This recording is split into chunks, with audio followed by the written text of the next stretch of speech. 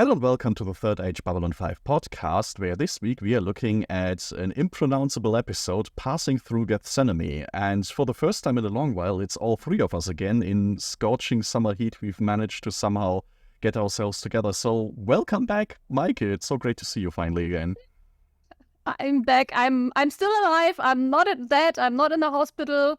But yeah, as you can see, for those at least on YouTube in the background, I moved and we didn't really get to do anything because if you have contrasting working schedules, you do not manage to do anything at all. Therefore, yeah, you will see the progress, how long I have to record in this mess. That, as I was informed, looks a bit like down below. So, yeah, maybe I'm sending from there. Who knows? Either that or like a newly moved diplomatic quarter. It can be something higher up, and we don't want to relegate you to the rest of the lurchers.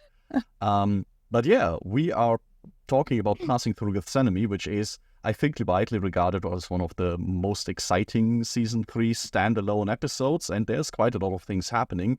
We return, and this will be our first time we have a chance to talk with you about them. We return to the monks this time around, specifically Brother Edward, who is the best of them, apparently, but goes on a rather harrowing journey as his past surfaces rather involuntarily, and it becomes this big discussion of his life that he led and the things that he's done, which eventually comes ahead in a big confrontation between him and his past. All while we have another big return. Lita Alexander is finally back and arrives in a rather mysterious way and has a mysterious story to tell about how all this came to pass. I think these are like the two main things that happen in that episode, and we will fill in the gaps. So, as usual, and for the first time in a while, I can ask you about your first impressions, and I've really missed this. I'm not sure where I should start. The first thing, of course, that just jumped in my face was, yeah, we're talking about religion again. Yeah, I'm so happy. Not. But overall, I have to say I like the overall idea of this, that it's not a restrictive way, but the approach is more like, okay, we talk with each other. What is it that you learn? What did we learn? How do we get this together in the same group? And not this face standoff, one religion against the other. Therefore, it's a bit more, Meike friendly. I had to say that for the most part, the story was a bit too obvious for my taste. I mean, of course, you don't have to find something new and highly surprising, but it felt a bit boring for me to watch because, oh yeah, this is going to happen now. What made me happy and reconcile a bit again with the episode was that at the ending, that is what I didn't expect would happen, because maybe I was too focused on the rest of the episode. So I'm not sure if I want to judge the episode in a way of I like it, I don't like it, but and it was an enjoyable time to watch it. Yeah, I would agree that it is one of the most exciting standalone episodes because when I was taking notes on the many different topics in this episode, I did notice that there are a lot of different philosophical topics really where each of that could fill several podcast episodes. I mean, I'm not able to talk about all of that also because I noticed that it also touched some topics where I feel like, okay, this would be interesting things to read about this topic, but I'm not, and I haven't done that yet or not in a long while. So all the listeners can relax. We're not going to go deep into all of that, but there is a lot to talk about here, and there is. I didn't find it boring actually, because for me it's really not about the plot. For me, it's really about all of the different philosophical concepts that they that are always important in the show, that are always important questions in Babylon 5 that they actually managed to bring into one story here. So yeah, it definitely definitely an episode that I think could be discussed in a podcast alone. Yeah, there's if we were to do the format of like going 5-minute by 5-minute segment through an entire episode, this would. No, you don't even have to do that. You just have to look at all the different topics that I've put in a list, and then we can discuss that for like 12 hours. Yes, That alone would work. So that makes it very interesting. I agree. There's a lot of things in there, and I wonder, like bringing your two impressions a little bit together, I wonder if maybe this is why for me it works so well, even though it is like a very religion-forward episode, which in sci-fi I'm not usually a big fan of. But I think it has this quality of it's not really about the brother Theo and brother Edwards and their dogma or anything like that. It's about these like philosophical topics in general, and we get their lens to view it through, but we also along the way get a lot of other perspectives on this. We get Garibaldi's perspective, we get Dylan's perspective, we get like their own musings about this a little bit. So I think this helps a lot that there is more to this episode than just, oh my god, there's monks on the station now and we have a church to deal with. So yeah, that for me works really well. I am always super excited for the time when Lita Alexander is back on the station, but she's used so sparingly in here that like most of the things that I'm excited about with her is really the story that she tells, and that is over in like a scene and a half, so there's not as much there yet, but I'm really looking forward to her being around and getting involved in some more plots. Yeah, when Lita appeared and as a redhead, I was really, really happy to see her. Maybe we should just go with that for the start. I think we can use this as the starting point if that's fine with you. Sure. It's yeah, of course it's nice that we have a recurring character. And I mean, it's a bit very convenient for her to appear in this episode, especially because she is her ability is needed, and not just that she's just there because coincidence and stuff. I really like her drive now that she is off with Psychor.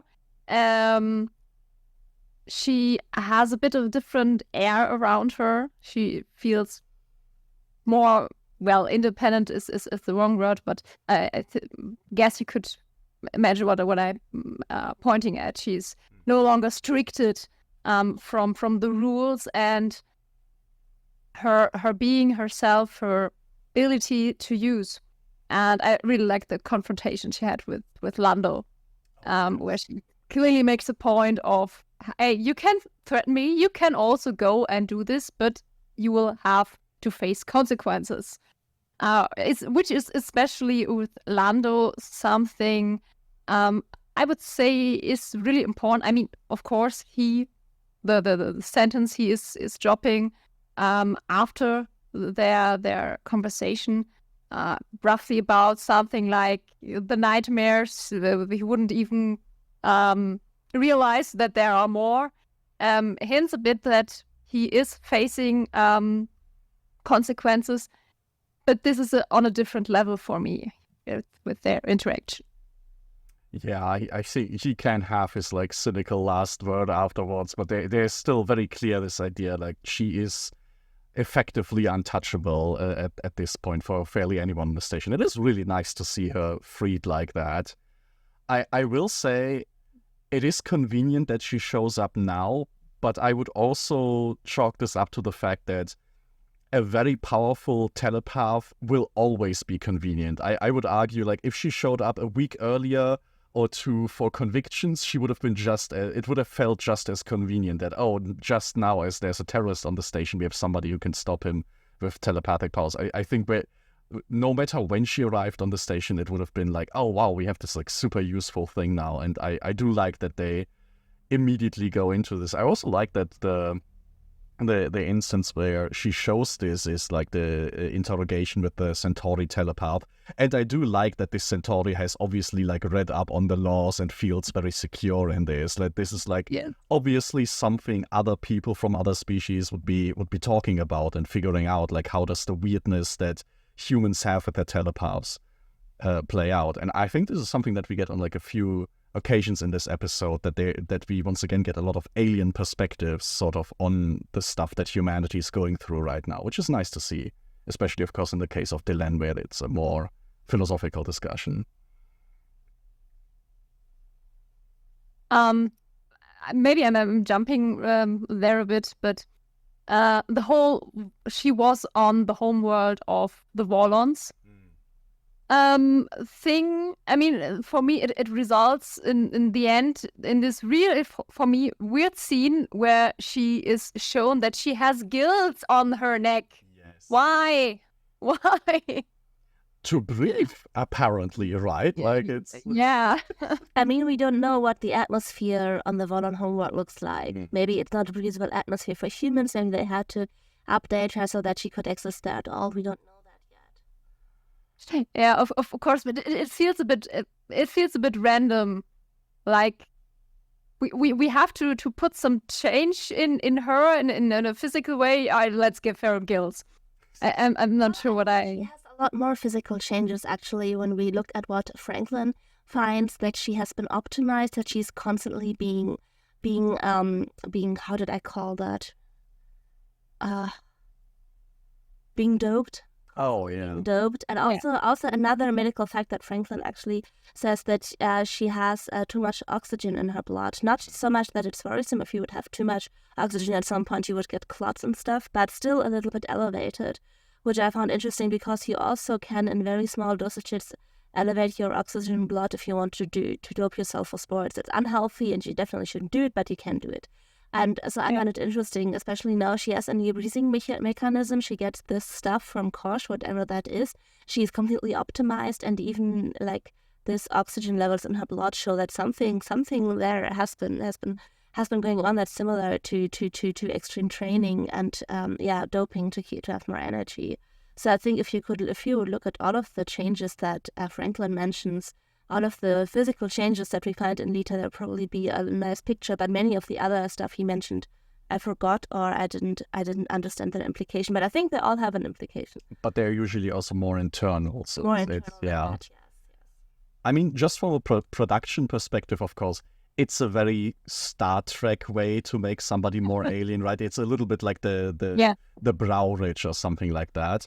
Although I like to imagine that maybe this is even how the Wallons kind of went about this, because I would totally believe that the gills are a misdirect, that like obviously if they wanted to keep Lita alive on their homeworld, they would have also suits and something like this, right? There's no need to give her gills. I think it's maybe a little bit of a power move, like, oh yeah, everything that is wrong with your body, every symptom that you ever had, we can just fix that and we can physically alter you in any way we want, and we are deliberately choosing to do this in a way that is obvious but not distracting, so that you can still interact with all the other humans, but they will see that you are not really one of them anymore. And I think like on some level, with the sort of uppity perspective that Kosh usually has with like hovering around and playing his pranks, it would fit in this like modus operandi of being like, just as a constant reminder, you have this weird thing about you now that is just alien enough to make it uncomfortable.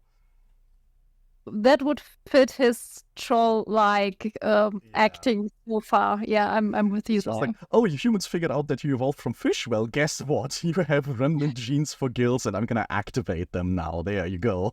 Yeah, I mean, no, that's bullshit what I'm saying now. And I mean, another thought that I just had would be like that the time span ever since we were a fish was so small for him that he just didn't care. Just for he mixed it up a little bit, like it was yesterday. It's like, the Wallons kept trying to contact humans, but they were just talking to chimpanzees because they didn't notice the difference. So unfortunately, they kept looking for Neanderthals and didn't find them again. How uncomfortable. Yeah. But yeah, I mean, she, like you mentioned, Meike, she was at the Wallon homeworld. She can't talk about it, conveniently, of course. But I am a bit of a fan of this entire like journey that she tells about, that she chartered a flight, and it almost feels to me like a rehashing of like old Lovecraftian sort of horror folk tales where you go to the dockyards and hire a fisherman to like row you out to the cursed island, and then he will like set you out there because he's superstitious about this sort of stuff, and so she's hanging out in her lifeboat hoping against hope that there's somebody going to pick her up. So I like this entire perspective of like, yeah, what is adventuring in space like if you are not the commander of a big spaceship, if you're just somebody hitching a ride. And yeah, I like that. And once again, the trolliness of course the Warlords wait until like the moment she passes out to reveal themselves for like no other reason to be like, yeah, we could have let you die, didn't you notice? Had such a move. Yeah, and it's a far more dramatic entrance, please. If she would have had to wait for 2 hours, this bit would be boring. No. That's true. And yeah, she's taking on something from Kosh, which, once again, is there an easier way for the two to exchange information? Couldn't it just be telepathic? No, it has to be the weird gloopy tentacles. Fine, Kosh, if that's what you want to do, it's okay. But I think it's like... It's a signal that we are entering a new part of the show where this is a definite change of the status quo, right? We now have a telepath that is not bound by Psycho. This is new. This offers us a lot of options that we didn't have before. I just thought that this thing coming out of Kosh was... The tentacles. So far, Londo was the only one with creepy tentacles, and now there's Kosh too. So yeah, it's a whole new era. But I also think we have said enough about the two of them for now. Yes. So let's talk about Brother Edwards.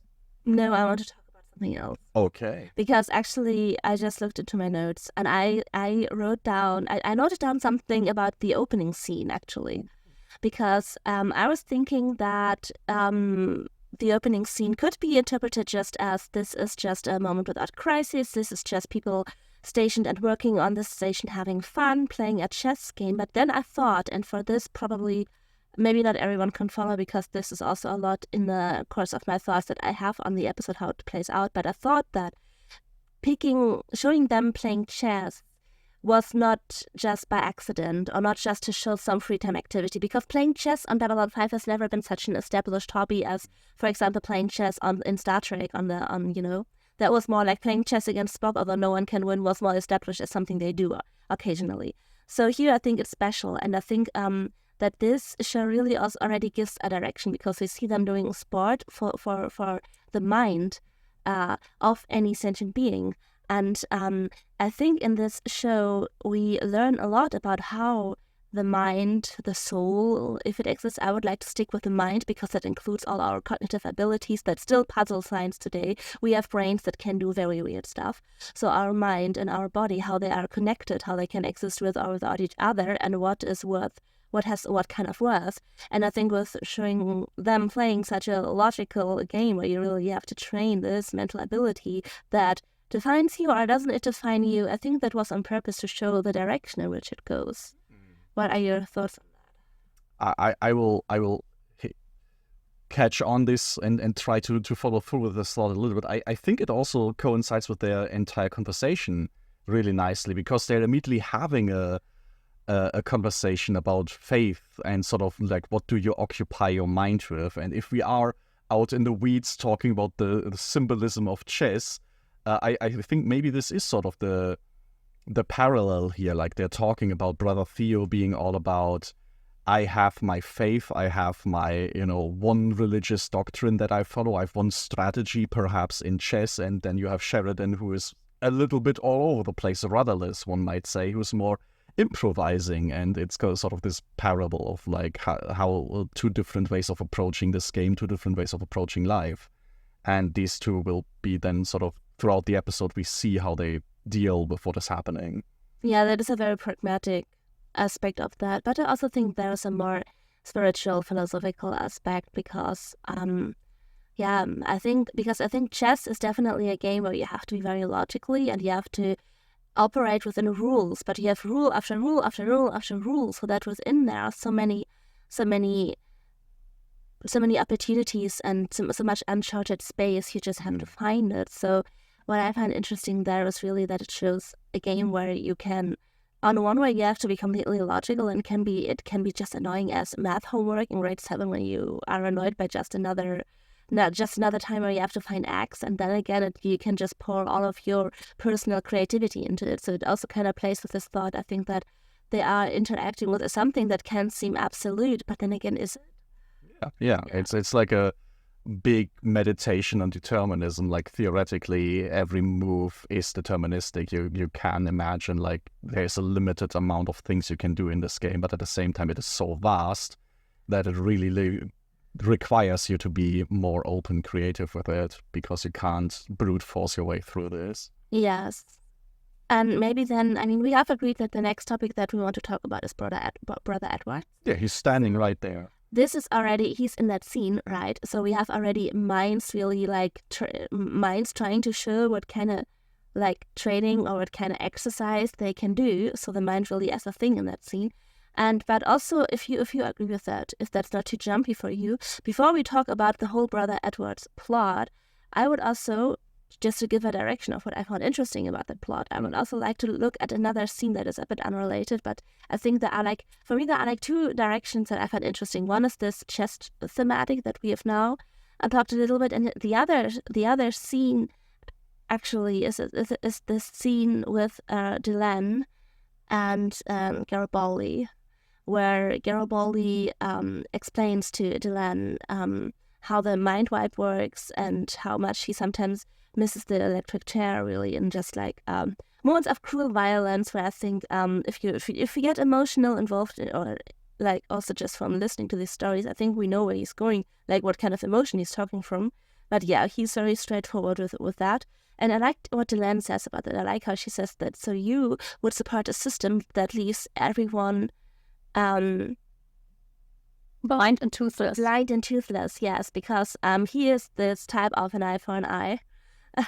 And I really like this picture of, in the end, at least everyone without everything, which I find interesting, because I find it dangerous what she says there, because at some point we have to have a justice system. We cannot just leave things unpunished and live in chaos. But it really puts into question of what kind of punishment can we justify, who is able or allowed or capable of executing this kind of punishment that we agree upon. But before you continue, is Dylan really saying this, that there's no judgment? I just understood it like that she is criticizing Garibaldi's idea because it is just purely emotional driven, because it is so, one-sided and doesn't. Yeah, no, she's not saying that, but I think this criticism can easily be interpreted in that way, which is just like, I mean, she leaves it open because she always speaks in this spiritual riddles. We can interpret it very positively and saying, okay, this goes a bit too far, we have to find other versions. But with what she's saying, we can also end up with, okay, but who can make a judgment call, which is something that fits a lot into the religious debates that we have later when we talk about forgiven, because this question of who is there to judge is a big question in Christianity, and often we normal humans are told not to judge at all. And those are interesting topics, I think, to keep in mind when talking about Brother Edwards here. I think Delenn kind of points to this flaw in Garibaldi's meaning, where her first question is it would leave everybody blind, and his response is, well, just the bad ones. But I think this is exactly the point. Like, she's not talking about, is it ever justified killing somebody or wiping their personality? She's immediately asking this question, okay, but how do you decide who gets this? Like, what is the entire process around that? And this is usually, when these kinds of punishments are discussed, it's often working already under the assumption, I have a serial killer. Is it okay to kill him? And her first question is, well, but like, who is on this line? Like, is it just a serial killer? How do you know? Like, who is it? Because if you don't have a good mechanism, if you don't have a perfect way to determine the bad ones, then everybody's going to get it sooner or later. Then it's just going to escalate. Yes, but also this includes the question of what happens to people who execute this kind of punishment. And if you look at societies, also if you look, maybe because it's easier to understand for us, if we look back in our European history, and when we still had like normal hangings of people and beheadings of people, and we had executioners, they had a very specific standing in society, and they had very specific duties and very specific things that they were not allowed to do. It was a very specific life that they were leading, because as soon as you have someone who kills someone else, even if it is for the law, you have this question of how does society act with people that kill for money, for their job. There was also a question there, which leads back to the question of who can execute it, who can make this judgment call. All right. You mentioned two like very massive things, but before we get too far away from this, Meike, did you have something about the chess scene in the very beginning? Because we kind of like barreled past that entire part a little bit. Maybe just one thing that it kind of loops back in the end, because we have with the chess play we have brother Theo that beats surprisingly Sheridan, kind of gives him a sort of lecture, and we have the same structure in the end, with the scene where then we have the murderer, forgiveness. Exactly, but we have the same structure of he is giving him a lecture, and in both cases Sheridan accepts the lecture. I don't want to debate on how far in the end Sheridan is going to say, hey, I will forgive you, but he accepts the situation, the lecture. There is something I have to think about. There's something I have to learn about. And I think this is, for me at least, quite interesting to have this like a loop in this episode. So, roughly constructed. From what we've talked about so far, I almost get this impression that it's the same lecture that he's getting too, that both times it is this question about having one like perspective, Brother Theo having like one strict perspective, and Sheridan looking at things in more case-by-case situations, because it feels like Brother Theo has his faith. He is, and for him this means I have a strong direction, and that direction for one dictates forgiveness. Regardless of circumstance, I am fundamentally forgiving, and so for him it is no question like, yeah, Brother Malcolm was one of us now, and this is how he's sort of giving this lesson. And with Sheridan you immediately see it's very different for him now, because Brother Edwards and Brother Malcolm are not the same, and he hasn't met them under the same circumstances, and like you mentioned, it's something for him to think about. I do think Brother Theo gets very smug throughout this episode about his lessons. I think he's not always the most sympathetic character, that he has like a very strong direction in that.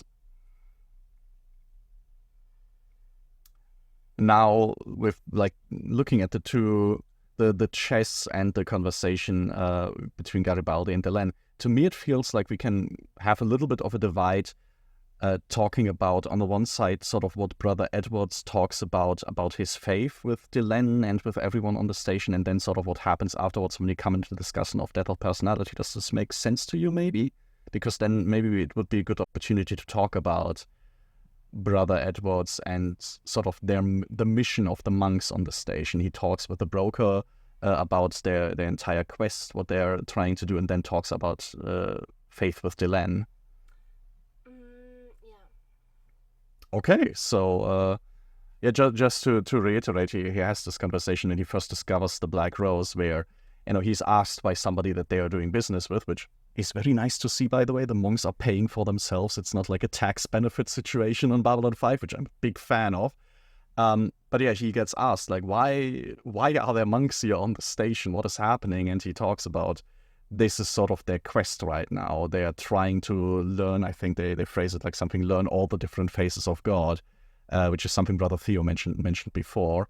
And we see that this is, for Brother Edwards at least, actually a thing. He follows through on this and goes to the different ambassadors and talks to them about what faith means to him and what faith means to them, which is where we get Delenn's like speech about what the universe even is. Actually, I would, if it's okay, I mean, we can include it here, but I think the speech about what the universe actually is, in the end, I think after we covered the big topic, I would like to give that a few minutes. Actually. Sure. But we can include it now, but that's also like an own topic for me in the end, I would say. Does anyone want to go on that conversation? Because I have something, but you can also. I mean, I imagine this part of the conversation is going to lead us further, so maybe I would have 2 cents about Brother Edward's side of this, because he also gets asked, like, tell me something about his faith, which I think is very interesting. Like, it's his task in a sci-fi setting, explain to an alien Christianity in a nutshell, in a way that is not just we did some crusades and it was horrible, which is like a tall task. Because I think this is how Star Trek would handle it, if you talk to Captain Kirk about Christianity. But no, he chooses and this is why the episode is titled this, the story of the Garden of Gethsemane, and this idea, it's about being willing to sacrifice or to face up to sort of a horrible situation if you, like, knowing you could avoid it, but not entirely, only sort of prolong your life at any cost. And I think it's a very apt choice for him to talk to Minbari about Christianity in this way, because I think Minbari are all about, glorious, honorable death in battle, like sacrificing yourself and, putting the cause above yourself. That's like a lot of the discussions even the religious cast keeps having. So it seems like this is something that they could easily latch onto and understand, even without the context of why is Jesus being persecuted, who are Romans, and what is a Gethsemane. But also, what I found interesting about his take on Christianity is also that, and that scene when, as a viewers, we watched the episode for the first time, we don't know him yet, we don't know who he is. And so he describes this with the question of, whether he's good enough. So he has doubts. He looks at this and he's impressed and he wants to be able to execute this full and complete self-sacrifice, but he also has this fear of, but maybe I'm not good enough, maybe I'm not able to do that. And to us, that is something very natural, because I think we are used to people who prescribe themselves, basically, who live by a very, very strong faith that, okay, having self-doubt is normal. We also nowadays have this view that, okay, having self-doubt also kind of is okay. It's not something bad, but I think it becomes a different light later, because you begin to question where does this little seed of doubt come from? Is this just like a sympathetic personality trait that has been programmed into him, or is this already something else? And that's also like, you think that he is very sympathetic at first, and then you start to doubt even these little things. That's an interesting process there. Yeah. So I think the picked story he uses to explain the faith to Dylan makes him as a character far more sympathetic for us, which is why we are, or get to the point we feel sorry for him for what he experienced, even though he is a convicted murderer. Which is an interesting take to put it, because he is presented to us as the nice guy, the good person that is trying his best, but is in fear of making mistakes and, as you already said, not good enough. Yes. And then we have this downfall, but he still kind of makes it, I would say. It's just like beautiful situation where it asks this question: what if all the worst thoughts you have about yourself were actually true? Like this absolutely like soul destroying, like every doubt of like imposter syndrome and such you've ever had. What if you get like a confirmation that is true? Where do you go from here? But Layla, you mentioned that where does the seed of doubt come from? And like right now I'm thinking about this also in terms of how do we make this very religious character sympathetic, because I think especially with you, Meike, that might be a bit of a hurdle if you put somebody in like a monk's outfit. And this question, like where does the seed of doubt come from? I think this rings true for me, because whenever I have like if I have somebody who grew up in like an extremely religious household, for example, who is still religious, so it's not talking about you, and they tell me about, their faith and what favorite Bible story they have and such, I would always have a hard time dealing with that, because I'm talking to somebody who's been like, indoctrinated to some degree in this faith from like a very young age. If you've been like to communion at age 6, I have a hard time talking to you about why you chose Christianity, because you did it so early that you exactly.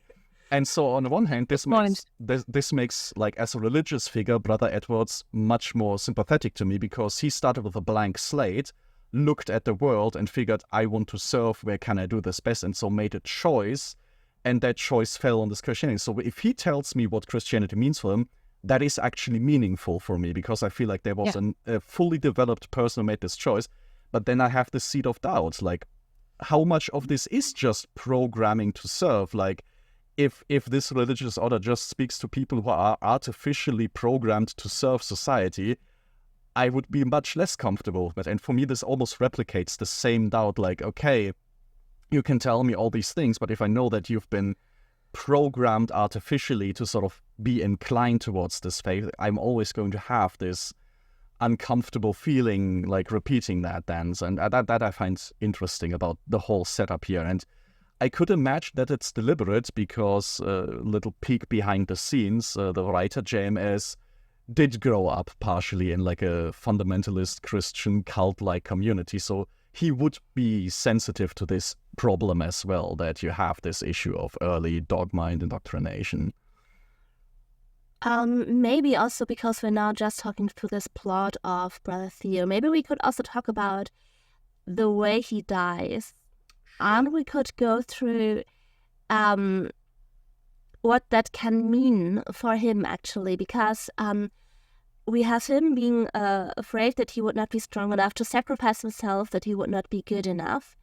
And also then, as he finds out what has been done to him, also realizes that he, without his memories, could have never truly asked God for forgiveness. He could have never actually regretted what he's done if he's not able to remember. And so I think that in a weird way, his ending kind of gives all of this back to him. Yeah, it is, I think, a big moment of self-actualization for him, where he even tells Brother Theo, I've always wondered, and now I know I could stay in the garden, because that's what I did. I could have run away, but I didn't. Yeah. And that's what I meant when I said he has this downfall, but in the end, he manages to get out of there in a positive way. Yeah. More the whole death thing, but in character terms, in a positive way, because he proves himself wrong, that his fear was uncount for, and I think that is also what is making his death so dramatic, so painful to watch, because he has proven that he is, at least in this part of his life, technically a good person. Yeah. And the one who is turning bad is the one once he wronged before, but again, this person, Brother Matthew, it's later, is technically stepping into his shoes, in the shoes of Brother Edward. So it feels a bit like there's an endless loop he is starting. When will it end? Yes, an endless loop. But also, I think, and maybe now here I'm scratching a little bit the topic of the mind wipe. Maybe we will go there soon anyway, because we have someone like Brother Edwards, who in his first life was a serial killer, but also kind of in this episode it was never told to us why. I mean, was he mentally ill? Had he some other? I mean, not all serial killers actually were like just ill and needed help. There are many different ways, but we never know, like, why did he have such a enjoyment murdering these women? We never know. But definitely a person who committed terrible crimes, who then made new experiences and learned new things and got his memories back and is changed. So it also shows that people are not as determined by just one thing, that by a period of time where they did a certain thing. Just as you said, just that we have the people who were wronged by him, the people who were hurt by him, the people who we would see as victims, who also kind of then turn into murderers in this episode, so that people learn and grow, also sometimes in the wrong and sometimes in a better direction based on their experiences. And I think a world in which we have this mind wipe, this opportunities in humans is jeopardized. Yeah. I mean, the episode does make this point of like deliberately breaking down his mind wipe so that at the end there is really this open question, like, is it just Brother Edward's asking for forgiveness or the whole person, because he has all the memories now, and so like theoretically his whole personality as well, and it really asks this question, where does this come from then? So is there more to this, just his plot and this, and for now, or do we want to now get into this mind wipe topic? Because I think we will get back to the religious part, into the other part in the end anyways. When we talk about forgiveness, because that's Definitely, one point I still have. But no, for this side, I think... Yeah. So maybe that I can give my thoughts on the mind wipe in general. So it is not the first episode where we see that this happens. It is not the episode where we know that this punishment exists, and also not the first episode where we get justification for it. But I see that here we see that for the first time really in action, and we learn to play around with the consequences of this. And I have a thought that is a bit more loosely connected to the episode, but I still think the episode told me something about that, because the first time I watched Babylon 5, actually, we watched it with other podcasts, so I sometimes details slipped and I didn't notice them. And I just wondered, in a world where we have mind vibes, where we have telepath, where your mind can be altered, where your neural pathways can be manipulated like that, does that mean that intended by this world building, people are replaceable and our personalities literally are something that can be programmed, reprogrammed, and are nothing fixed? So that really our humanity, our personalities would be completely disposable in the end? Or do we have all of these abilities of telepath, all of these technologies, but there is still like a unique personality somewhere left in our brain and in our nervous system? So I'm not talking about souls because I'm not religious, but I still think that just the pattern of synapses of memories that our nervous system acquires over a lifetime, it is just so huge that it is just unique. And in this universe, I sometimes felt like, does it want to tell me that we can have this technology and then we are all just this is non-existent anymore? And for me, actually, this episode shows that this is not intended by the world building. Because for me, I think that this fact that we can bring back all the memories that were like oppressed and his mind was reprogrammed, but that triggers can bring back his actual memories and he's there again, shows that we can manipulate it, we can play around with it, but as a like physical substance kind of, we are still there somewhere underneath. I would have something directly to this, but Meike, how about you? I think this is exactly right. I think this first option that you talk about, is it possible to entirely rewrite and to entirely construct? I think this is a little bit how the death of personality is sold to people, right? That we say, we give somebody a blank slate, construct a whole new personality that is different now. But in the case of Brother Edwards, we kind of see, no, the mind wipe isn't really a wiping away of memories. They are still there. They are just blocked away, but you can bring them back. And then once you brought this back, the new mixed personality of Brother Edwards and the serial killer still has all the capacity, like we just talked about. Theoretically, the original serial killer already had the capacity to be remorseful, to be different, to have all this. You just sort of short-circuited his brain into forcing this other side to be up there, but ultimately it's still the same person. You didn't kill a person completely away, and you didn't construct a complete new one. There is still this mind in there that ultimately is one and the same. And yeah.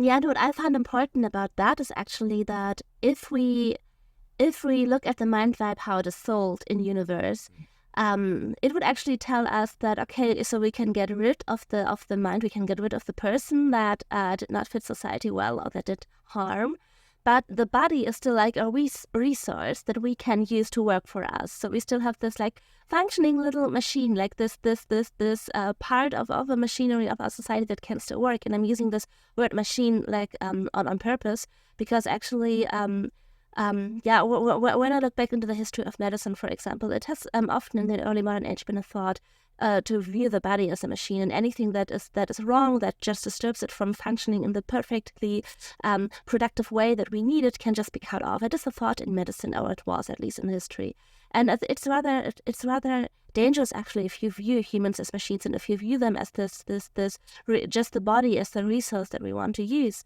And so I find it very interesting that here in this story they actually show us that it is sold like that, but in universe it doesn't work like that. That was a part that bothered me a lot, so there I found it very helpful.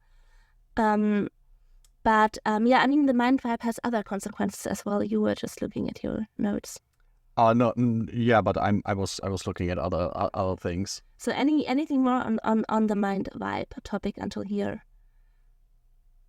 I would say maybe to get in both parts. We had the point of that experience shapes a character, and especially like you said, Alex, with dogma, like doctrine, that you can, if you live, get raised up in a certain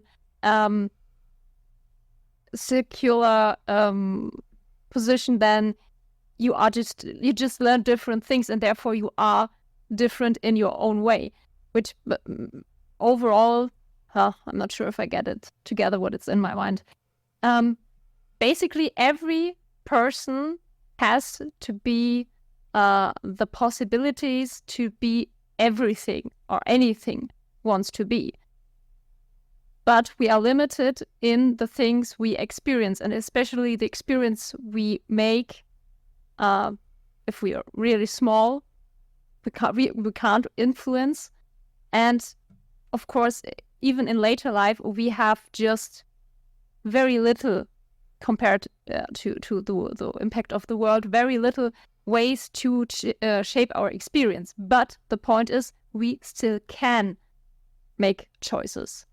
And I think the idea with these, like two characters, the murderer part and the brother Edward's part, is that a choice was made for him after he murdered, for he being a murderer, even if we don't know what led to there. But that at this point, even though he didn't had a chance to decide how his life was going to be, he managed in his own way, and even though that what was taken from him came back, he decided to be the better person.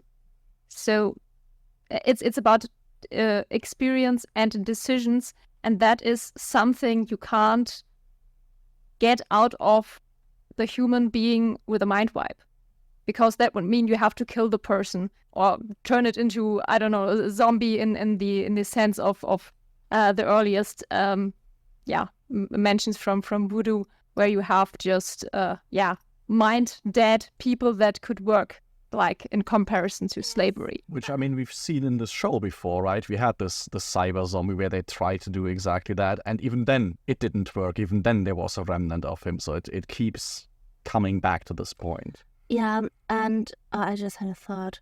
Oh yes, no, I just wanted to add that this thought that we could just use the body or the people or the structures that we have. I mean, it is not just relevant if you look at science, it's also relevant if you look at justice systems, at political systems. There is a tradition of thinking that we should just use these structures and these people working in it, but their own very unique perspective needs to be. There need to be safety mechanisms to keep them out, so that the process of how a decision is made, how a law is written, how an experiment in science is done does not depend on the people doing it, but just on the system that works. Or also a person just becomes like one little thing moving in the system, but the own perspective is missing, because people, especially after disasters in World War II and whatever, but also before, but then it got really worse. So people thought it's safer if we don't rely on the personalities of people, and but as Meike said, we all have the opportunities to be anything we want. But I think we also need to respect that we are limited by the many different experiences that we make, and that people have their own standing, their own standpoint, their own perspective, and that is just it should not be a burden, because if it becomes a burden, we are very easily in ideologies that are very, very harmful to humans and to human rights in general. Which I want to loop this back a little bit, and you have to tell me if this makes sense, but in a way this then brings me back to the whole topic of the religious people in this show and their dogma, because I feel like this is also where you get like the worst version of an organized religion, when it starts, you know, completely removing the individuality from this and just essentially says, I have this one book and you can essentially work as an algorithm by the rules set out in this book and just work through this, even though, you know, we think about these systems usually in terms of government, in terms of law and justice, but ultimately like a religious organization can work just the same way. And this is why I think it's so refreshing to see in Brother Edwards and Brother Theo a religious order that actively tries to work against that tries to pay for itself, that tries to actively interact, that doesn't do the cult thing of going into a compound and capsuling itself off from the rest of the world, but instead actively tries to get new ideas in there. Yes, but they do, in the end, also do one Christian thing that is very annoying to me personally. I have to say, it's not just a Christian thing, but there I can see the context of it better. I mean, in the end, Brother Theo now has seen what is the danger of taking in a person that has had experienced a mind vibe. I mean, okay, the difference is that in Brother Edward, he didn't know that that was the case, but he saw that how risky it is. And also maybe I think could have made an experience by seeing how Brother Theo knows his new experiences. He turned better than he was murdered and whatever. It's just that he could also become critical of the justice system. He could also now question this practice in general. But sometimes Christianity has this drive to take on these huge challenges, or really like when there is a big mess in society, be like completely self-sacrificing. I take care of these people, I'm taking on this challenge, and it's just a big mess, even endangering themselves. And it has this like what is Pathos still works. It has this pathos to this of someone has to do the dirty work, and I'm here in the name of God and I'm doing it. And honestly, it's not that I don't think, like, I mean, now we have this Brother Matthew situation. Now he's there. Something has to be done with him. But the way in which Brother Theo is doing it, there were situations where I want to punch religious people. Because do you have to jump into that? Like, make it your own problem? Like, the problem I have with that is it doesn't feel like he learned anything from what happened. It's not like he's, okay, we have the situation again. Okay, we can't leave him alone. We have to do something about it. But it feels like, okay, I would just do the same thing I did before, even though this didn't turn out good in any way. And it's like because we have the society, we have the system, so someone has to do the dirty work. No, we could change the world. We could work on a better version, you know? You don't have to sacrifice and suffer like nothing can change.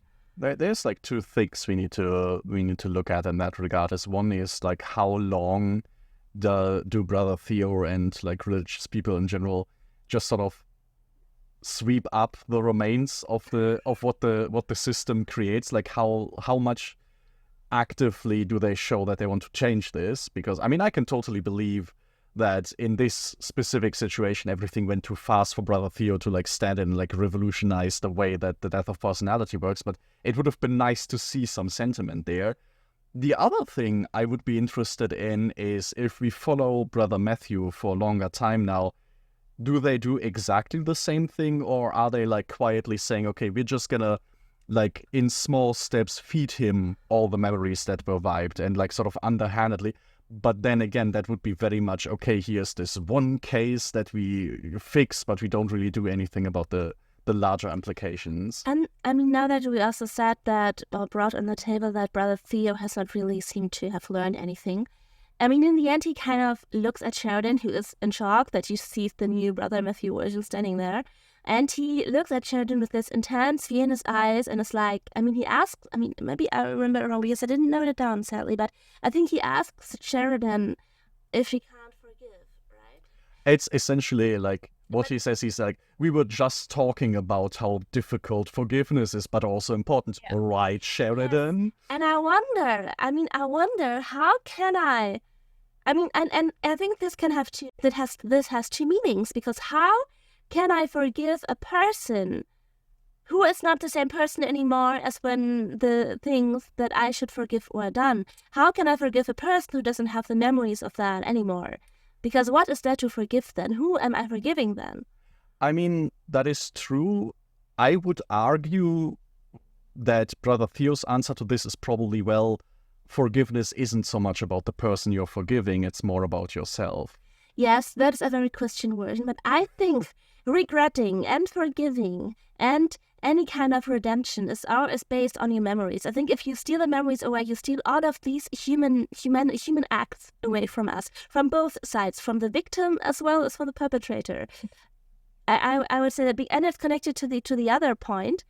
It could also be interpreted in a way of forgiveness is hard, right? Well, it's easier now that he is not actively remembering being a murderer anymore. That would be a dark interpretation. That would be... I think there is also an element... But I think it was written like ambiguous in that way on purpose. I think for me, or on Meike, I want to give you an opportunity to... Okay. I think there is very much this internal level to, like, on a human-to-human level, when does forgiveness and vengeance, like, how do these things work and when are they effective in any way? And there's definitely this element, like, me forgiving somebody who doesn't remember anything, like, doesn't really help anything. But I think there's also then this societal level, and I think I would interpret it a bit like Brother Theo talking about the societal level of essentially choosing forgiveness because evidently vengeance does not work. And I think this is a big part of this entire storyline, because we still have the entire perspective of the families of the initial victims. And for them, it's this entire sentiment of, locking him away wouldn't be enough. Like, obviously we can't just forgive him. That's not enough. So should we lock him away? Well, no, that's also not enough. Should we just wipe his entire memory and his entire personality and have him work for the rest of his life? No, that's also not enough. They went after him because they wanted to kill him. And there's kind of this question, but why would this next step, killing him, be enough then? Like, how would that fix anything? I think the one of the lessons here can be punishment ultimately is not fulfilling for these people. It doesn't bring back their family, the victims. It doesn't fulfill them in any way. It only leads them to committing the same sort of things. And for me, this just stands out because I think Garibaldi sort of leads us into this thing of, like, I wish the electric chair would have been, because that at least would have been satisfying. And the reality is, like, no, it wouldn't.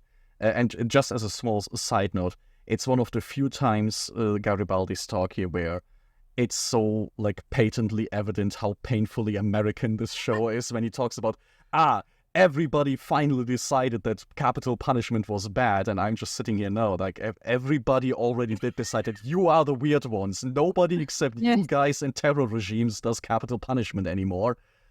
Don't talk to me as if this was like some big realization the world had. We had this. We went through this. In the 90s, that was true, but actually I've read an article that nowadays, like in the past 20 years, the death penalty is on the rise globally.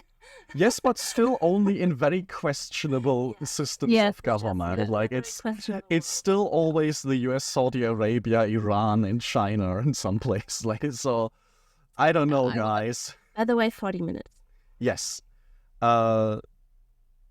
Sure. Anything more on the absolution forgiveness part of it all? I think the problematic here is that the thematic of forgiveness, you have to see it on two different levels. You do not have to give anyone on a personal level. You absolutely don't have to. The point is, you can't just, as a society, as a system, can't ignore this person. You can't just say, okay, this person doesn't exist anymore. So you have to forgive on this systematic society level, because the person is still there. Because the other option is revenge, and that is, if you take that as an option, where do you go with humanity?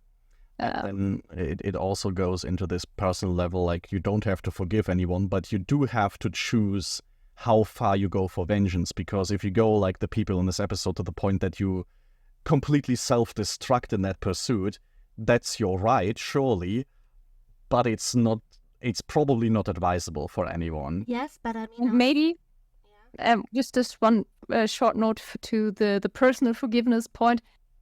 Yeah, on one hand, yes, you do not have to forgive anyone, but you have to make it work for yourself. Yeah. So you do not drop into this revenge cycle that the new appointed brother, what was Matthew, is starting then. Yeah. So you do not have to go to the point of forgiveness, but you have to make it work for yourself, for your own life, because that life is still existent. Yes, and I think also that on a systematic level, I would actually say that, I mean, I see that also in some legal debates nowadays. For example, in Germany, there often is discussion if our prison sentences for certain crimes are not too low, and especially from the far right and the conservative groupings, there's always this cry for longer prison sentences. Like in America, for example, like why is a life sentence not automatically a life sentence in Germany? Why is there even any kind of chance for getting out on probation? And but then like, for example, lawyers like really on the high court in Germany can argue because we have signed the Charter for the Basic Human Rights, and so respect for human life includes also a chance for redemption after this and this number of years. Because, and that's an important part. I mean, it sounds just like a legal trick, but it's an important part. We can have punishment. I also think we can have some sort of revenge in certain cases, but it's important to not lose your own humanity. And I think if we go to certain kinds of punishments, we are at risk of losing our own humanity. And also, I think you lose your own humanity if you hurt the basic human dignity of another person. No matter how bad that person is, that's just a path that's dangerous for everyone to go down. Because you ruin yourself. Yeah, it's never a worthwhile trade-off. On top of the fact that it's also just economically not advisable, which sometimes is... That's a fact. Also, just very expensive to keep somebody there, and if we want to be cynical about it. We talked about so much now. We also matched the next mark.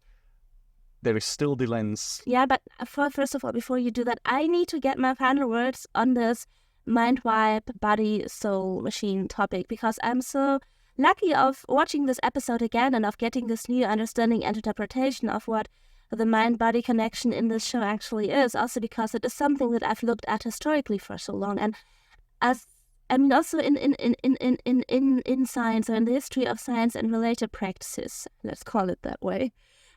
It's always for me this thing that looking at as the body as not connected to the soul, just as this machine where you can cut off parts that don't work, you can cut off parts that make problems, which is a theory that has been on the table for so long.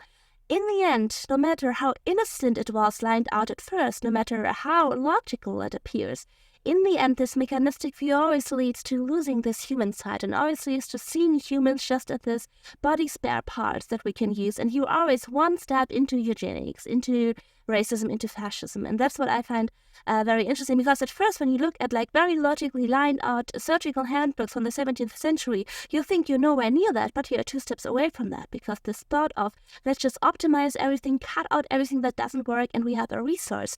It is so dangerous. And I love it how the show here actually gives us the hints of, yes, and that's not the world building we are having. Yeah. I mean, if we are having like last words about this entire storyline, I will give 2 cents on the portrayal of religion in this, because we like talked about in the beginning how this is sometimes like difficult in sci-fi to see, especially because it's by nature always simplified and head-based. I think it's always worth highlighting how aspirational the monks here are, and that the episode also makes a point of saying, hey, look, there's also a group of people who are like literally playing out the story of Gethsemane, people who are very literal to the word of the Bible in playing this role and crucifying somebody, and they are not the good guys, you know, being hardcore evangelical and sticking just by word to it is not the way to go. And I think it's important that, you know, this is early in season 3, we are still getting to know these religious characters, and the show is making repeatedly a point of showcasing, we have monks on the station, they're really cool, that's not me saying every church in the world is really great. I'm also giving you examples of the bad sides of this. So we talk a lot about how great Brother Theo and Edwards are portrayed here, and we will talk a lot about the interesting perspectives that very religious Delenn has. But there's also always this element of showing the other side of that as well, that this is definitely not like a rose-tinted glasses sort of situation that is trying to do kumbaya at us. So, Delenn's conversation? Yes, her side of it, which we lost track of a long time ago. Yes. So, I wrote down one sentence that she says because I think it's interesting, and I think I want to reflect on that sentence, especially with Meike, because I can put it into a bigger context of the whole world building, of how the whole next plot is going, but you don't have all of the information yet. So that's interesting, actually, because I think it's a very important sentence in the in this rewatch. I was actually surprised of how early we hear that specific sentence. And let me see. And it is where she describes as the universe as a living sentient being. And she says, we are the universe trying to understand itself. And so I was just thinking, knowing all of the magical things that happen in this universe, from telepathy to whatever else, to all the world arms exist, what do you think of this, of in that universe actually as a scientific unit, not just as a spiritual unit, supposedly, to have the universe as an organism that lives and we are just part of it? On one hand, I found this really interesting. This basically it goes in the direction we all just made of stardust, and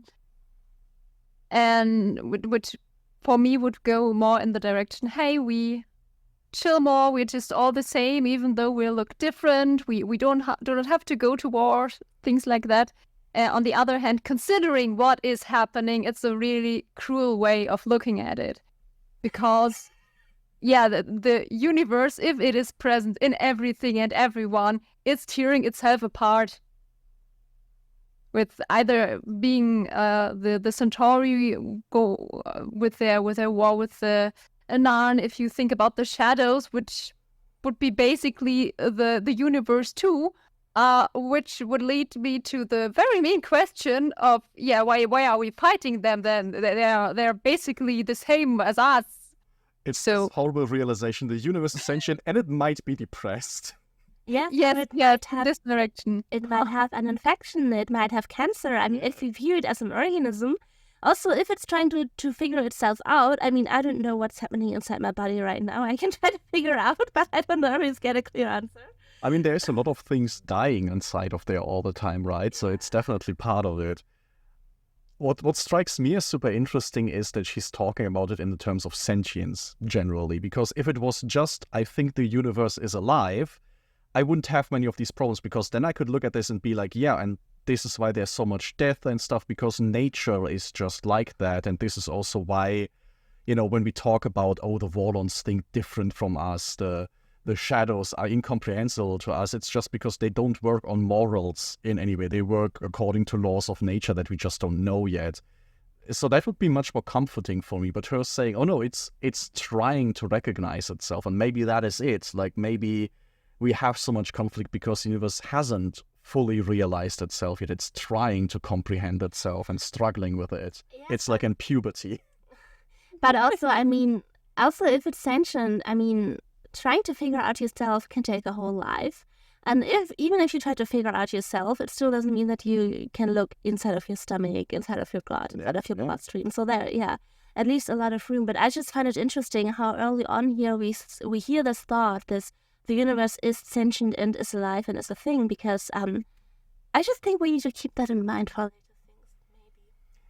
things, maybe. It then also begs the question, because, we learn about the universe being potentially sentient, at least that's what the Minbari believe, in the same episode that Lita comes back with unprecedented telepathic powers. So there's definitely there must be something to what Delenn is saying, because that's all Warlords ever talk about, is higher sentience, more telepathy, more something mysterious knowledge of everything. So I don't think it's a coincidence that we get these two packaged with one another.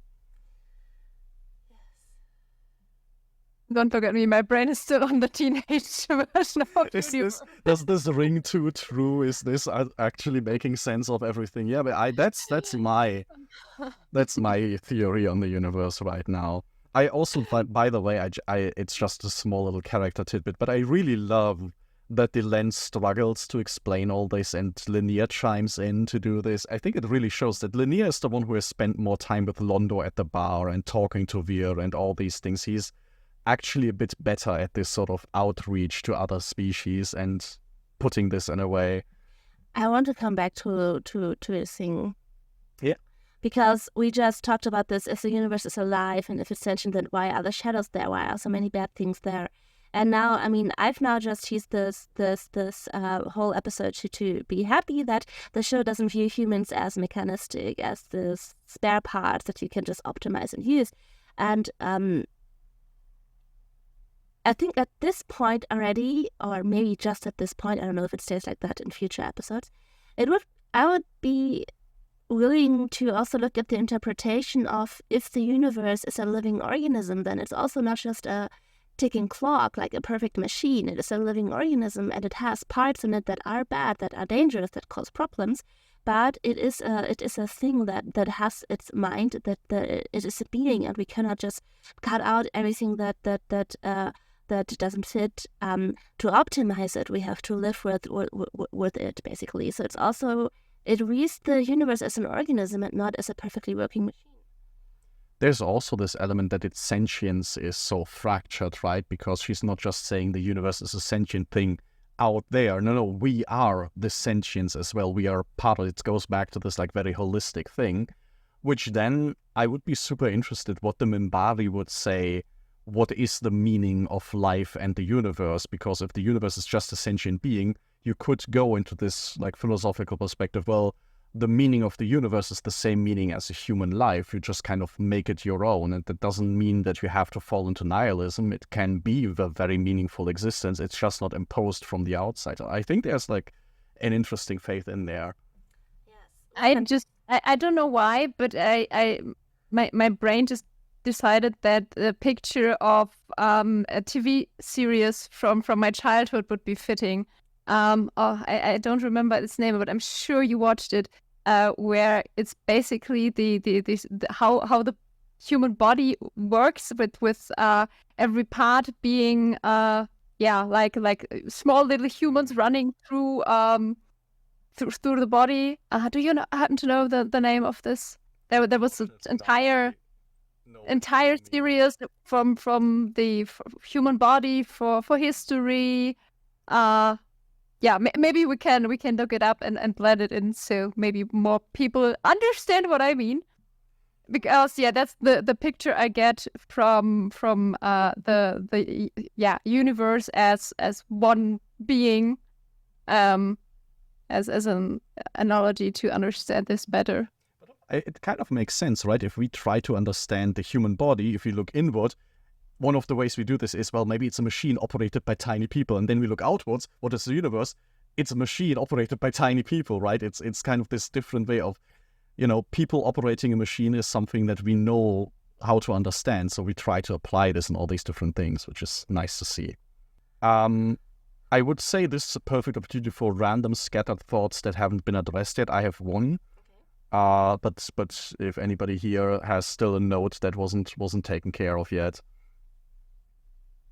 In this case, the one thing I want to mention in this episode, because we've had 2 episodes like this, or a few episodes like this, I think Garibaldi shines in this episode nicely again. We've had instances before where there's crazy people out there and he is surprisingly understanding dealing with this. And as much as I harp on him being like, I wish I had the electric chair back, the positive side is when there is a guy that says there was blood written on the wall, Garibaldi's first instinct isn't to say, oh, you're crazy. He's, okay, we're going to test it. We didn't find any blood. Okay, let's test it further. Maybe it's some kind of weird ink or something. So he's really, like the whole way through Brother Edwards Goes Through Hell, it would have been very easy to go the route of nobody believes him and, the cops are useless and not doing anything about it and just to up the drama. But no, here's the people believe him. It's still a harrowing, like emotional thing, but he is getting help.